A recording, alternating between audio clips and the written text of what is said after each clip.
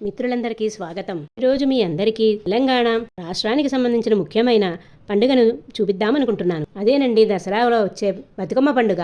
ఈ పండుగను తెలంగాణలో సాంప్రదాయ పండుగగా జరుపుకుంటారు. 1000 సంవత్సరాలుగా జరుపుకుంటున్నారు. బతుకమ్మను ఎలా పేరుస్తారో కూడా చూడండి. ఈ బతుకమ్మ పండుగ ముఖ్యంగా రంగురంగుల పూలను గౌరవించడానికి మహిళలు జరుపుకుంటారు. 9 రోజుల పాటు ఈ పండుగను నిర్వహిస్తారు. మన దేశ సంస్కృతి సాంప్రదాయము ప్రకృతిని ఆరాధించటము. అదేవిధంగా ఈ పూలను పేర్చి గౌరమ్మను పూజించి సాంప్రదాయ పాటలను పాడతారు.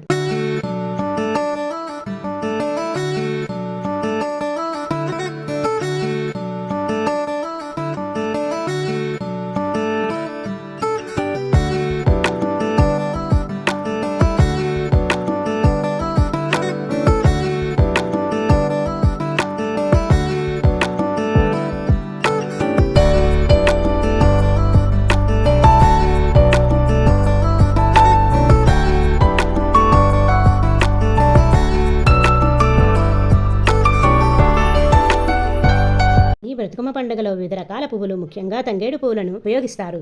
పండుగలో మొదటి రోజు ఎంగిలి పూల బతుకమ్మను జరుపుకుంటారు. ఈ రోజున పూలను సేకరించి గౌరమ్మను పేర్చడానికి సిద్ధం చేస్తారు. ఈ బతుకమ్మ పండుగ 9 రోజుల పాటు కొనసాగుతుంది. ప్రతి రోజుకు ప్రత్యేకమైన పేర్లు ప్రాముఖ్యత ఉంటాయి. ఈ పండుగ ప్రతి సంవత్సరము సెప్టెంబర్ అక్టోబర్ నెలల్లో వస్తుంది. భాద్రపద మాస అమావాస్య రోజు వస్తుంది. తెలంగాణ సంస్కృతికి సాంప్రదాయాలకు ప్రతీక ఈ బతుకమ్మ పండుగ.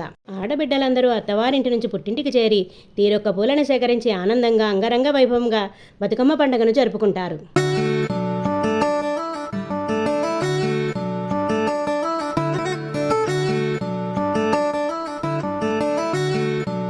ఈ క్రమంలో ఈ ఏడాది సెప్టెంబర్ 21 నుంచి 30వ తేదీ వరకు జరుపుకోనున్నారు. తొలి రోజు మహాలయ అమావాస్య రోజు నుంచి మొదలవుతుంది. తెలంగాణలో దీనినే ప్రీతమాస అని కూడా అంటారు. ఈ రోజున బతుకమ్మను పేర్చడానికి వినియోగించే పూలను ముందు రోజే తెంపుకొచ్చి వాడిపోకుండా నీళ్ళలో వేసి మరుసటి రోజు బతుకమ్మను పేరుస్తారు. అందుకే ఎంగిలి పువ్వు అంటారని చెబుతారు. అలాగే అన్నప్రసాదం చేసి ఆ తర్వాతే బతుకమ్మను పేరుస్తారు కాబట్టి ఎంగిలి పువ్వుల బతుకమ్మని అంటారని కొందరు చెబుతారు. ఆ రోజు వాయనముగా తమలపాకులు తులసి ఆకులు ఇచ్చి పుచ్చుకుంటారు. ఈ ఎంగిలి పూల బతుకమ్మ రోజు బియ్యముతో కలిపి నువ్వులు బియ్యం పిండి నైవేద్యంగా బతుకమ్మకు నివేదిస్తారు.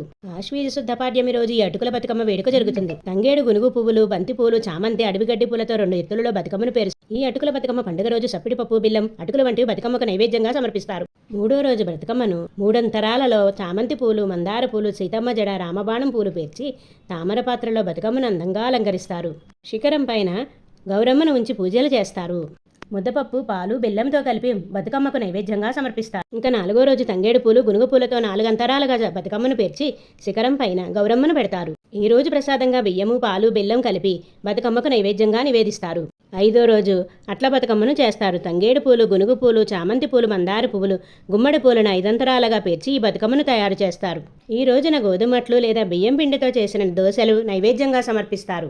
6వ రోజు బతుకమ్మను అలిగిన బతుకమ్మగా ఆరాధిస్తారు. అంటే ఈ రోజు బతుకమ్మ అలకపోతుంది. ఈ రోజున గౌరీదేవి బాధపడ్డారని భక్తులు నమ్ముతారు. ఈ రోజున అమ్మవారు అలిగి ఏమీ తినరని అంటారు. అందుకే నైవేద్యం ఏమీ సమర్పించరు. 7వ రోజున వేపకాయల బతుకమ్మను పేరుస్తారు. ఈ బతుకమ్మను తంగేడు పూలు, గునుగు పూలు, చామంతి పూలు, గులాబీ పూలతో 7 తరాలుగా పేర్చి ఆడుకొని చెరువులో వేస్తారు. ఈ రోజున బతుకమ్మకు బియ్యం పిండిని బాగా వేయించి వేపపెండ్ల ఆకారంలో తయారు చేసి అమ్మవారికి నైవేద్యంగా సమర్పిస్తారు.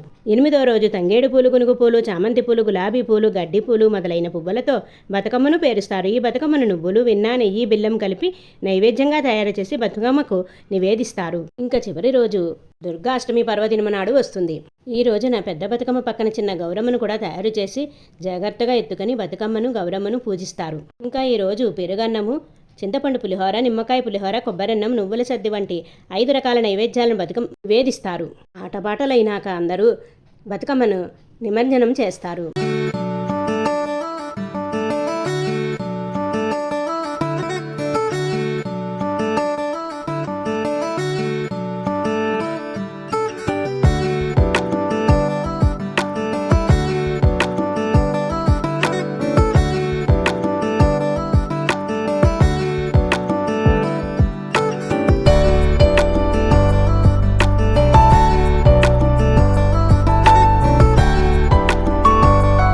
మీరందరూ కూడా దీన్ని చూడండి.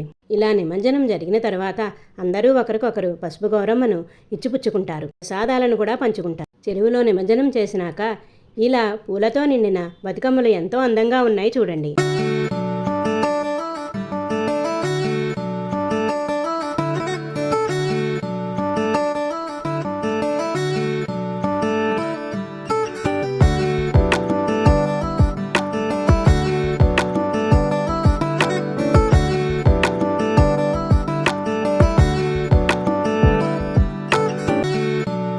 ఈ వీడియో కనుక మీ అందరికీ నచ్చినట్లయితే మీ ఫ్రెండ్స్కి ఫ్యామిలీ మెంబర్స్కి షేర్ చేయండి, లైక్ చేయండి, సబ్స్క్రైబ్ చేయండి మై ఛానల్.